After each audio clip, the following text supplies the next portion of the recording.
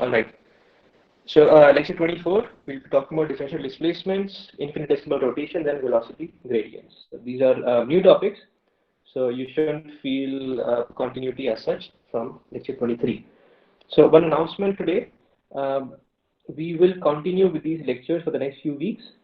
So, that does not mean that I will not lecture you after you come back. So, if you really want, I will be happy to lecture these things again in classroom. But just to maintain continuity of what we are doing, and you may be actually enjoying these lectures, reading them online. So, we'll continue with these lectures every Monday and Friday. But as you come back on the campus in June, I'll be happy to lecture you again on whatever topics you want to be discussed. Right?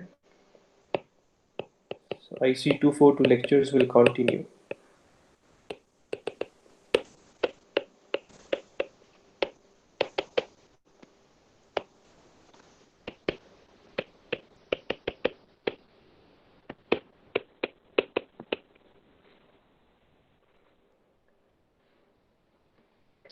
All right.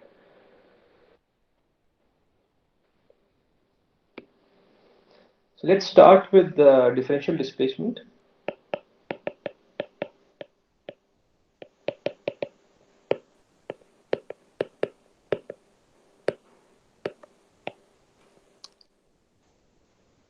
So now, if you remember, we talked that an arbitrary displacement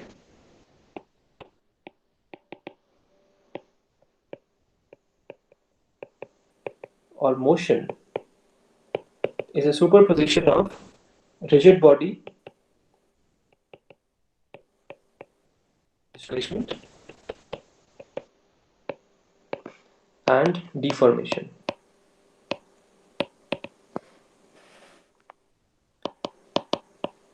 for which we use the quantity called strain to quantify that. So rigid body, let's call it rigid body motion, which ultimately is the translation. So the body may move as a whole, translate as a whole, and rotation. So both rotation and translation constitute rigid body motion. And then we have deformation where the body changes its shape. So let's draw the standard figure we have been drawing. So we have a body in the undeformed configuration. And then we have the body in the deformed configuration.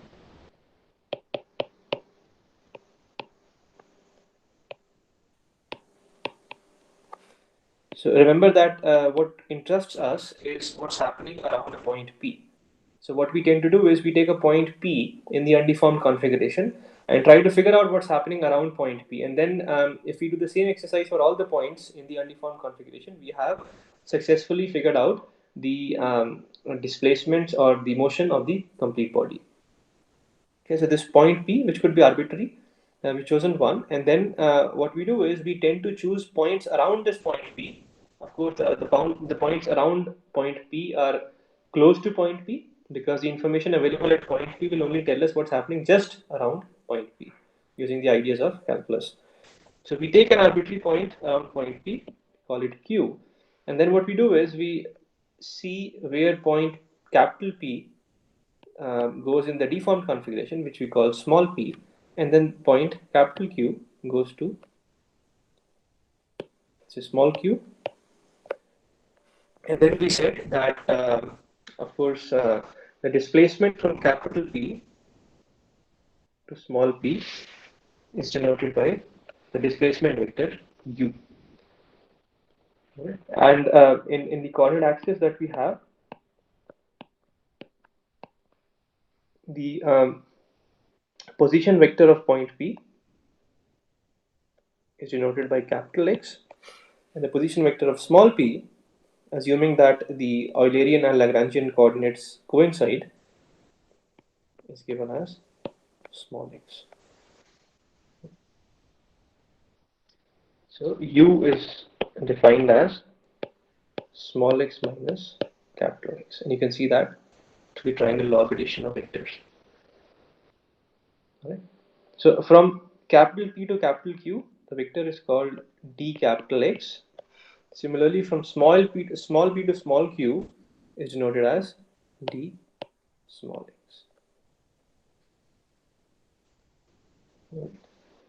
So now imagine that if the body in the undeformed configuration was simply translating, so what you would see is that the displacement of point capital P and the displacement of point capital Q will be the same, right? Because the body is moving as a whole, so the displacements will be the same. But in an arbitrary or a general case, it may not be true. So if we take the displacement from capital Q to small q, in this case, we denote that by u plus du. From the ideas of calculus, we can do that. So u is the displacement of capital P, and the point Q is close to capital P. So displacement of point Q is nothing but u plus a small displacement added to it, which is du. Okay, so differential displacement, the word that we have used on the top of the slide, is this du.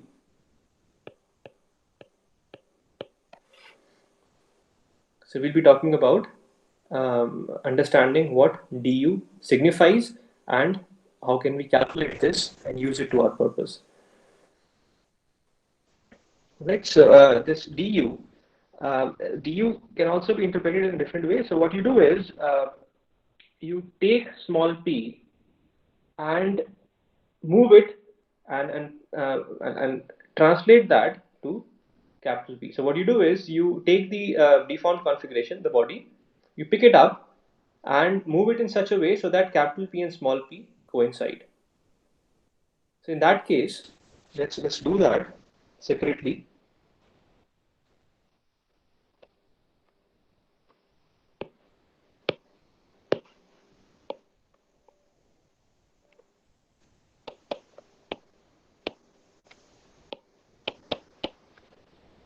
So if we move point small p here as well, so the small p point goes here, and if the body was simply translating and not doing anything else, then what you would see is that point capital Q will also coincide with small q. Right? But in this case, what we see is that point small q may actually lie somewhere here. Now remember that small p to small q is the vector d small x. So we haven't done anything, we haven't deformed the final configuration, we simply have picked it up. So we picked the deformed configuration and we moved it in such a way so that capital P and small p coincide. So in this case, small q does not coincide with capital Q because the body has deformed or rotated. It is not a simply translation scenario. So in this case, the vector from capital Q to small q is your du. Okay, so differential displacement tells us that how the point capital Q moves if you superpose point capital P and small p. Okay. So I simply move the vector small p small q, that is d small x, up until the starting point of small p and capital P they coincided, and then small q, so from capital Q to small q, that vector is called displacement, differential displacement du. So the word differential displacement, it's a small displacement of the point which is around P. Okay, how do points around capital P displace with respect to capital P? So this term is also called relative differential displacement because it is you superpose capital P and small p, and then you find what is the displacement of capital Q to small q. So sometimes you also use the word relative. So relative is with respect to capital P. It's differential because it's a small displacement. It's a infinitesimal deformation theory that's being valid here. Yes, everything is small. Alright. So now that we understand what this d small u is, and then you may already have got some intuition that if the body is rotating as a whole, then this simply will tell us, so small p to small q, the length will still be the same as d capital X because the body is simply rotating, and then du vector will simply tell us it will simply be perpendicular to capital PQ vector, because it's a simple rotation system. If you have deformation, then you may see that the length small p to small q may change as well. So so what we see here is that when we take a differential displacement, then the information about translation is lost.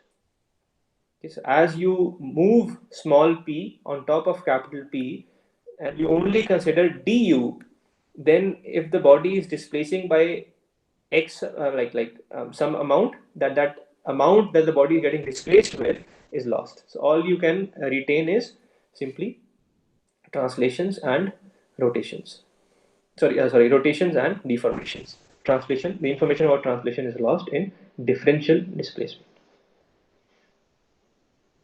All right, so let's do some analysis on this differential displacement du. If we use initial notation, then we can write du vector as dui, and this can be written as del ui by del capital X j times d capital X j. So using the chain rule, so this du is a function of x1, x2, and x3. It's a function of where exactly you are. So to be able to find the differential displacement in terms of d capital X, which is the aim here. So remember that you have your point P was fixed, but point Q was chosen around point P to form a capital vector, capital dx vector. Now this point Q can move around. Okay, so if you have information available about d capital X, that is where point Q is around point P, you can find the differential displacement if this tensor del ui by del xj is available to you. Okay, so this has a lot of information in it. This tensor tells us that as to how the deformation is happening around capital P, and you already have seen this tensor in the past. Okay. So what we do here is we split this tensor into we split this into a symmetric and a skew symmetric part. So this becomes the symmetric part is a quantity that you already have seen. And the skew symmetric part is something new that we'll be interpreting in today's lecture.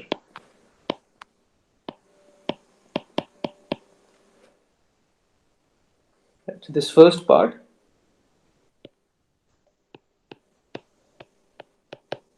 is the symmetric part.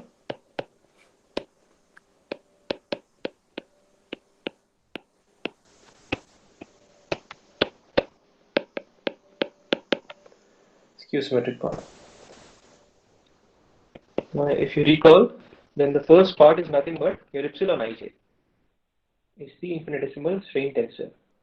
Remember that was ui comma j plus uj comma I divided by 2. Okay, so this is your strain tensor.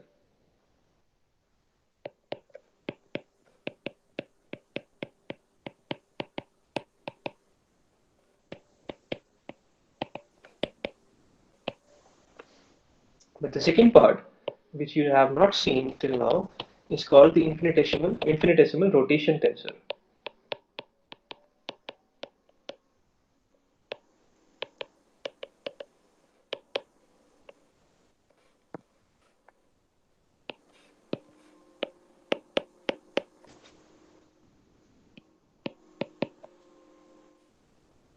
Alright.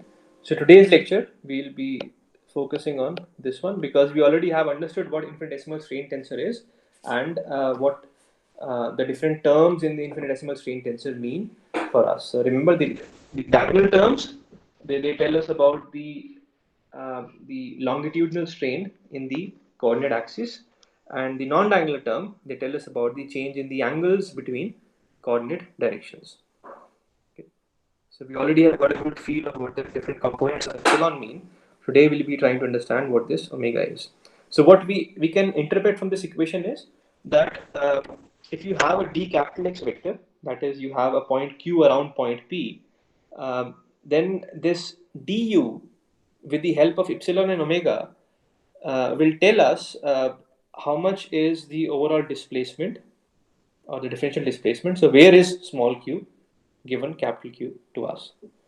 Okay, so it contains information. So epsilon contains information about deformation and omega contains information about rotation, as the names suggest. Okay, epsilon we already understand, and omega we'll try to understand how that actually means rotation.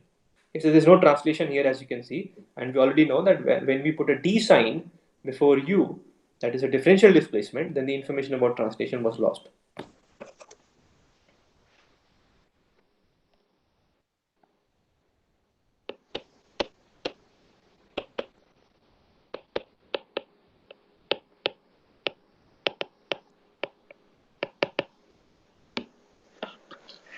All right. Now let's try to interpret omega ij, which is the infinitesimal. Remember, it's infinitesimal because the infinitesimal deformation theory is still valid. So that means if the deformation is infinitesimal, displacements are infinitesimal, displacement gradients are infinitesimal, so the rotations of vectors are also infinitesimal.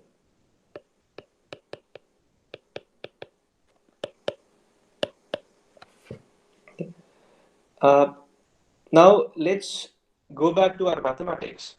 So when we discussed about the mathematics of skew-symmetric matrices, we saw that skew-symmetric matrices only have three independent numbers in it. So what I mean to say is, a skew-symmetric matrix, diagonal components are 0, and then you have omega 1, 2, and the since it's a skew-symmetric matrix, the mirror image of this simply becomes minus omega 1, 2. You have omega 1, 3, minus omega 1, 3, and you have omega 2, 3, and you have minus omega 2, 3. Right? And the diagonal terms are 0 because um, like omega is equal to minus omega transpose, so diagonal term has to be 0 from that definition of skew symmetric tensor. So this is your omega ij tensor in the matrix form. Um, it's a skew symmetric tensor. So the idea here is that this omega only contains three numbers in it.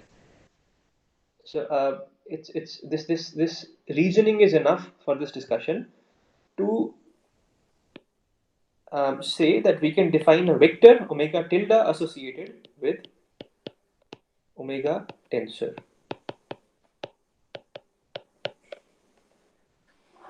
So omega tilde is different from omega. Omega tilde is a vector and omega is a tensor, as we have defined above as the infinitesimal rotation tensor.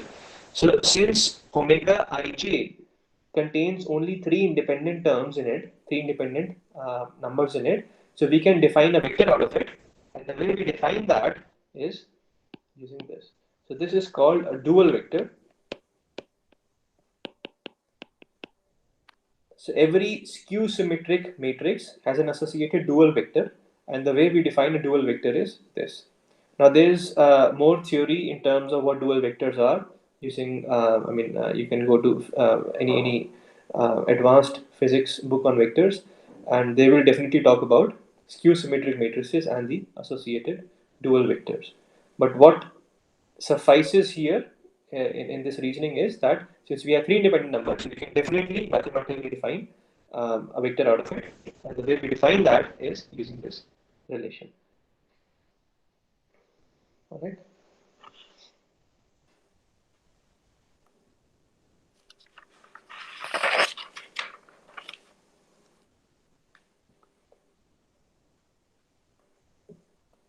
All right. So let's see. Now that we have defined a dual vector, now you may have an intuition here that this vector. So we're talking about rotation here. So let's think of rotation. Remember that rotation is a vector. We denote the rotation by if it's a two-dimensional motion, then the rotation vector is always outside the plane in the third dimension. It is either anti-clockwise or clockwise. So that's how we define the rotation vector. And you may already have seen that in your rigid body dynamics that we define rotations or the angular velocities, the rate of rotations as vectors out of the plane or into the plane in two-dimensional motions. In 3D motion also, we can define that as a vector. So that's your intuition is correct if that is what it is. So we are somehow heading towards that definition of the rotation vector. But this is the ideas. These are the fundamentals of how a rotation vector gets defined. So till today in rigid body dynamics, a rotation vector was simply told to you as a rotation vector. Now this is how we see from first principles from the theory of continuum mechanics that a second order tensor, which we obtain as the skew symmetric part of the displacement gradient tensor, is has a dual vector associated to it, and that vector is what we'll see will be called the rotation vector. Anyway, so we'll mathematically show that. So let's see what this omega delta actually is in this case. Now we already have some definition for omega ij, which we define as the skew symmetric power of u. So we'll substitute that here and see what we get. So we substitute omega kj. So remember that omega kj was by definition del u. Let's write in the so u k comma j minus u j comma k divided by 2. So the skew symmetric part of the displacement gradient tensor. So I'll substitute that here.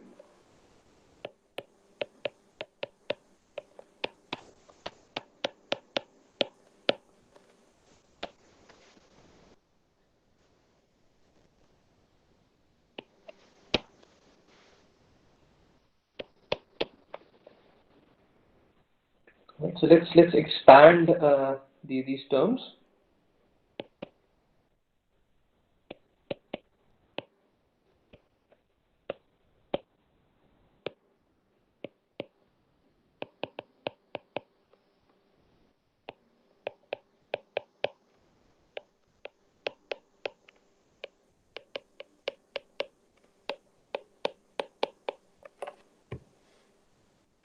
Right, so the first one here is nothing but the curl of u.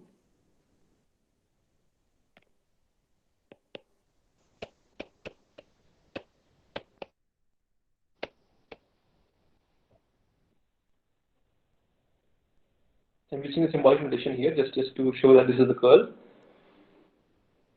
Right, the cross product between the nabla operator and the displacement vector. And the second term actually is the same thing because for this to be a curl, we simply have to replace j and k. So this becomes epsilon so we instead of a minus sign before 1 by 4 we get a plus sign. So we have plus 1 by 4 and then this becomes epsilon ikj u j comma k. So this becomes again the curl of u. So this simply is half times the curl of u.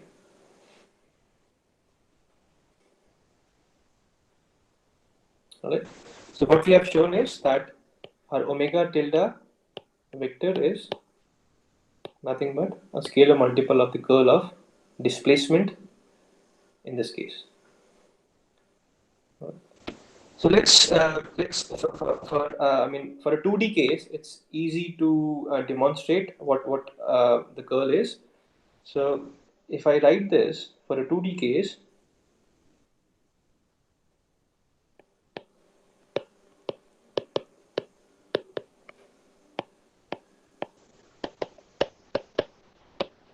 if you remember the definition of curl using the matrix, so you write E1, E2, E3, and then the cross product between del by del x1, del by del x2, and del by del x3. You have u1, u2, and 0 because it's a 2D motion. And u1 and u2 are simply functions of x1 and x2 only. So I'll just write it here. u1 is a function of x1 comma x2, and u2 is a function of x1 comma. It's two-dimensional motion. So if we expand these things,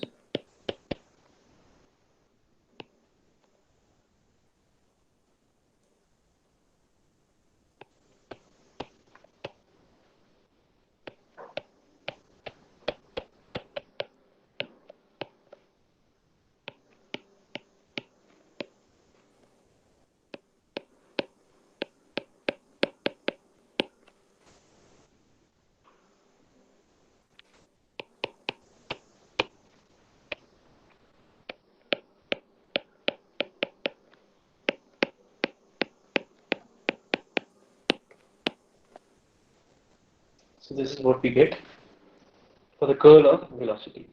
Sorry, the curl of displacement. Now we can see that the terms associated with E1 hat and E2 hat, they're both 0 because U1 and U2 are simply functions of x1 and x2 only. So what we are left with is simply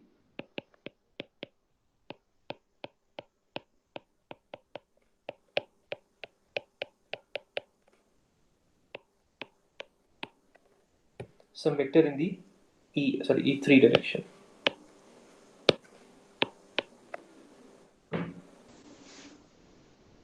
So what we see is that for this two-dimensional motion in x1, x2 plane, this omega vector is a vector in the perpendicular plane, that is E3 hat direction. That's what I want to show you here. That's this omega vector for a 2D motion is a vector which is outside the plane in the E3 direction. Now it could be this del U2 by del x1 minus del U1 by del x2 could either be positive or negative, and that will tell us if it's a clockwise or an anti-clockwise motion.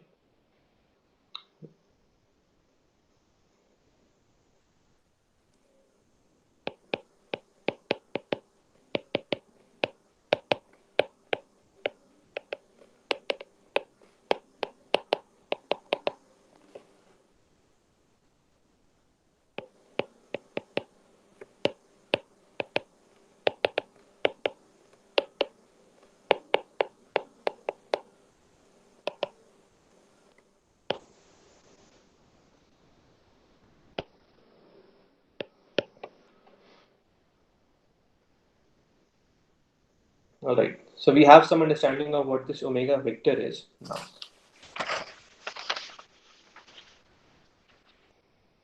All right, so what we can do now is now going back to how we defined omega vector in terms of our omega tensor. When I say omega vector, I mean the omega tilde in this case. So this is how we define the omega, the dual vector of our infinitesimal rotation tensor omega kj. So what I can do is, we have to invert it. So we have to somehow write omega ij, that is a tensor, as some function of the omega tilde vector. So we have to figure out how to do this.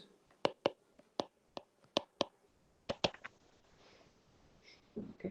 So we would like to replace in our in the expression for du, which was written in terms of epsilon and omega. We would want to write omega tensor in terms of omega tilde vector, because omega tilde vector is something that we understand physically,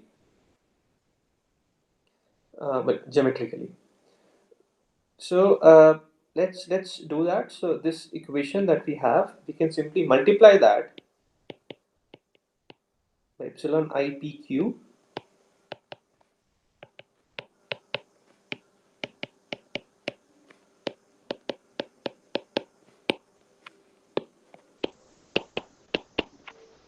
So multiply both sides of the first equation by epsilon I pq.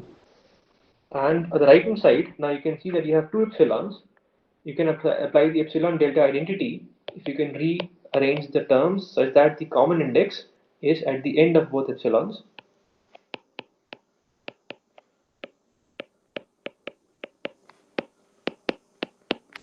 So now that I is the last index for both epsilons, so we can apply the epsilon delta identity.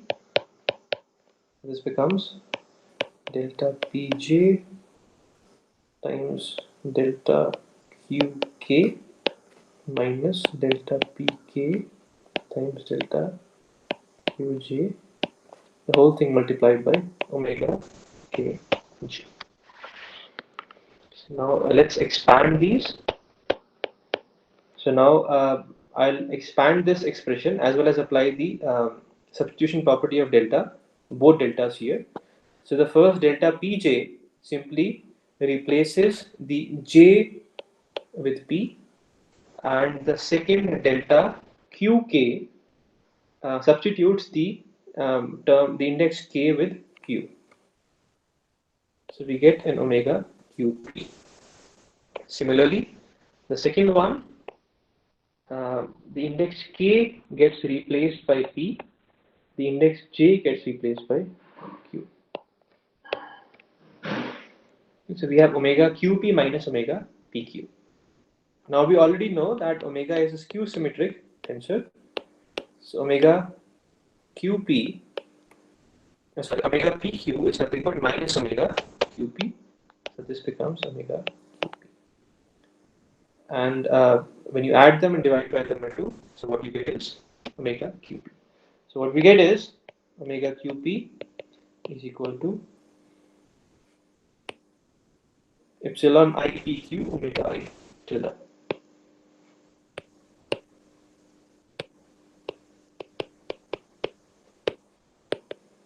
Okay, so we have inverted the expression by writing the tensor, the rotation tensor in terms of the rotation vector. Okay, that's what we wanted to do. So once we have got this expression, now we can replace that. Let's write the expression with easier indices. So this becomes k. So we write omega ij.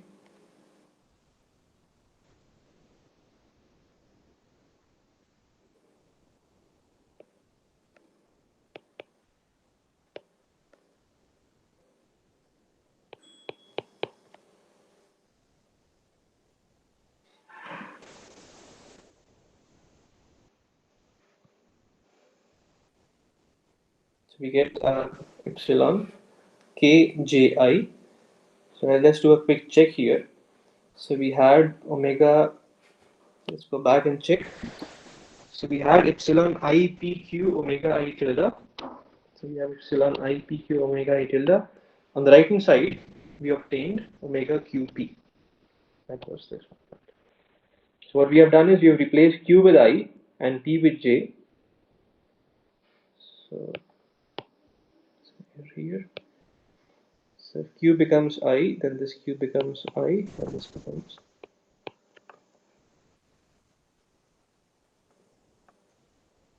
So the I in the first expression becomes k in the second expression. Okay, so we have a k here, the p becomes j, q becomes I. Right, that's correct. Okay, so that's the expression for omega ij.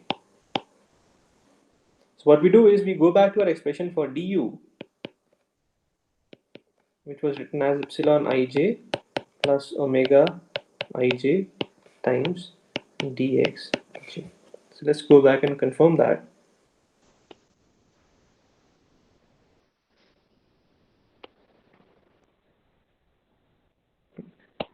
We can check that this is correct. So du is epsilon ij plus omega ij times dxj. Alright, so in this expression for differential displacement, now what we do is we assume a pure rotation case, that is epsilon ij is 0. So we assume that there is no deformation, so in that case epsilon ij is 0. So our dui simply is omega ij dxj, and this omega ij now can be replaced with epsilon kji omega k tilde dxj. Okay, and this you can see is nothing but this. You can rearrange the terms.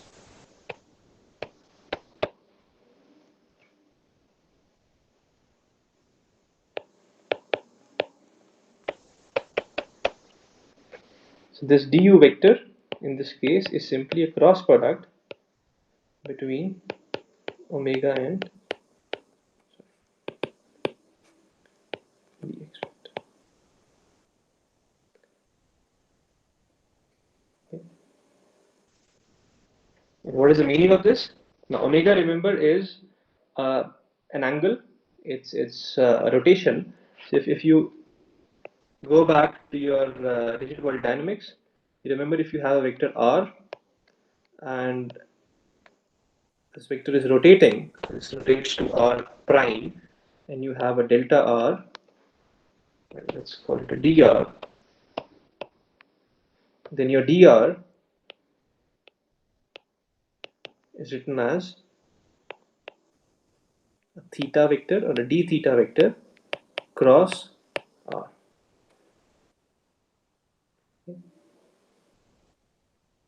So it's r times d theta, and your theta in this case, I mean in a vectorial form, you write that as d theta vector because your rotation can happen around any axis. If the axis is passing perpendicular to the plane of rotation, then this is d theta times r. Otherwise, it depends on the angle between the axis and the vector r. Okay, so in this case, d theta cross r is what you have. So we can see that our du in this case is dr, our omega tilde is d theta, and dx is r. So this simply rotates the vector dx with an angle omega tilde. Okay. Okay, so this du, differential displacement, simply in this case is a rigid body rotation. So simply rotation about an axis, which is the direction of omega, and the rotation angle is simply the magnitude of omega tilde vector. Okay, many of these things may be quite clear to you from your idea of rigid body dynamics, but I thought I'll simply revise those things so that things nothing is left unexplained. So, do we have any questions?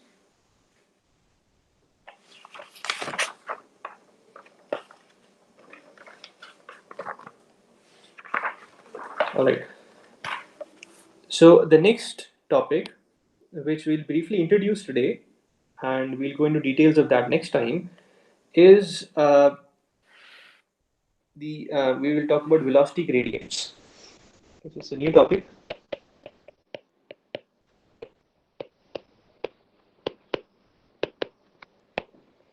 So till now we talked about displacements. So if you have a solid body, let's say you take a ball and you deform it by applying some external force field, then the ball gets deformed. So what is of interest in that case is the displacement. So where is a point P now after after the configuration has deformed or changed?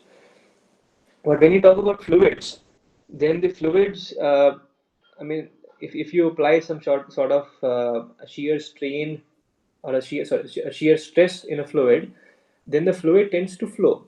It's not like solid where the solid deforms and stops. The fluid will keep deforming. So talking about displacements in fluids does not make much sense. So we talk about the rate of change of those displacements. Okay, so that's what velocities, that's where the velocities come into the picture. So we replace the displacement with velocity in this case. So for that, we'll have to define certain terms like we defined in solids for displacements, and they'll be very similar to what we have explained already. So it should be quite clear. So the first thing is the velocity field. So which in this case is a field. So it's a function of small x and t. So in fluids, we tend to talk in the Eulerian coordinate system because again, tracking fluid particles does not make much physical sense because the fluid is flowing as a whole. So what we do is we track the position of or we track what's happening at a given Eulerian or spatial coordinate. So that's the reason we use a small x to define um, the field, the velocity field in this case. Okay, so this is the velocity field. It's a function of position and time. And then same way as we had the displacement field u, we can define a velocity gradient tensor.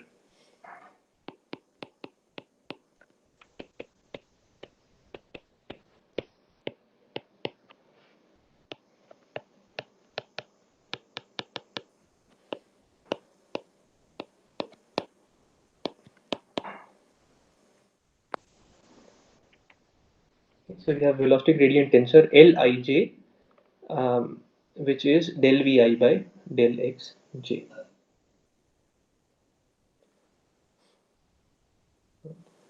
Now again, the interpretation is very similar. So let us define these things first, and then we'll start interpreting them. Now Lij, about del Vi by del Xj, again, like displacement gradients, we can write that as a symmetric and a skew symmetric part.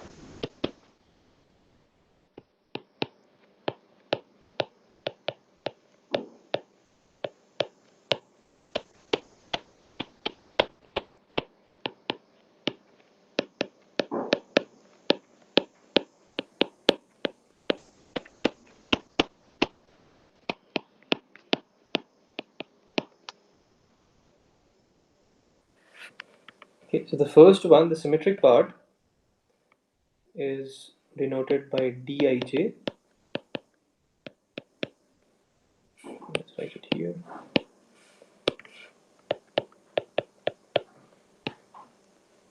And the second term is called capital Wij. Now remember, the only thing that's different here is instead of a u, we have a v. So instead of displacement, we have a velocity. That's it. So Dij, which is the symmetric part, is called the rate of deformation tensor.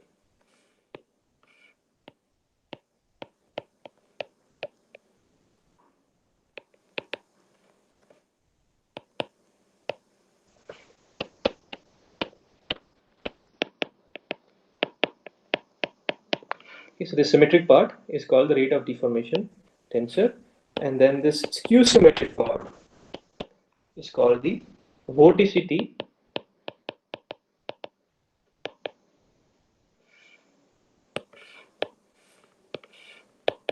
or spin tensor, and this is the skew symmetric part. It's a skew symmetric part of the velocity gradient tensor Lij. So we can write Lij as Dij plus Wij.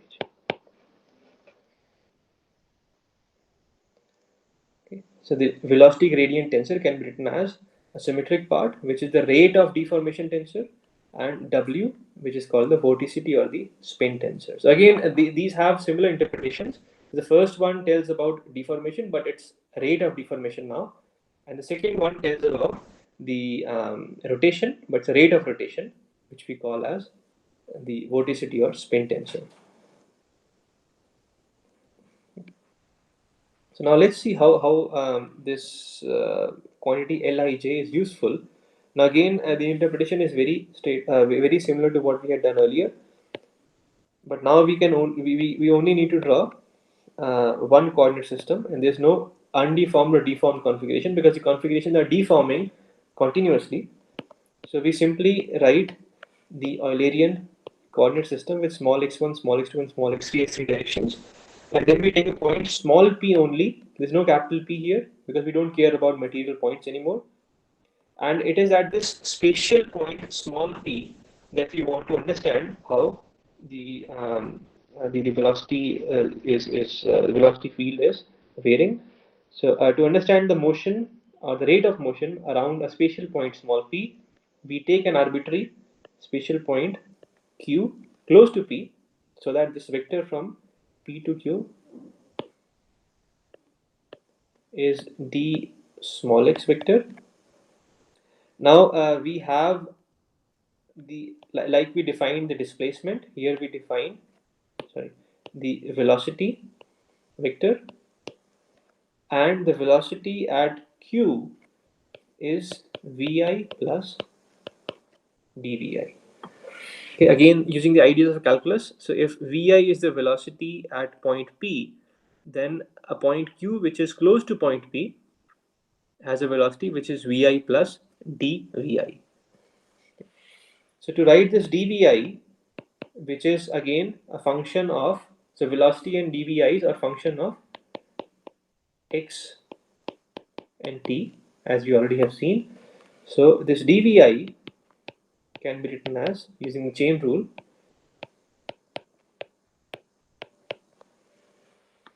okay. So now you can take your small q anywhere at any point around point P, and that gives you a specific dxj.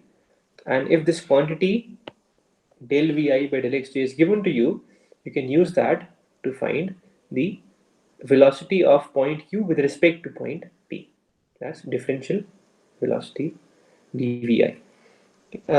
So this is nothing but Lij dxj. And this L can be written as dij plus wij times dxj. Alright. So again, as we did for solids, for the fluids as well, we have written the differential velocity as a sum of a rate of deformation and a rate of rotation, or vorticity. That's a specific word for fluids. So we have split the motion into two parts. Okay, so we'll stop here, and then in the next lecture we'll understand or interpret these terms more, and develop some sort of language for interpreting the deformations and motions in fluids particularly. Okay, so do we have any questions?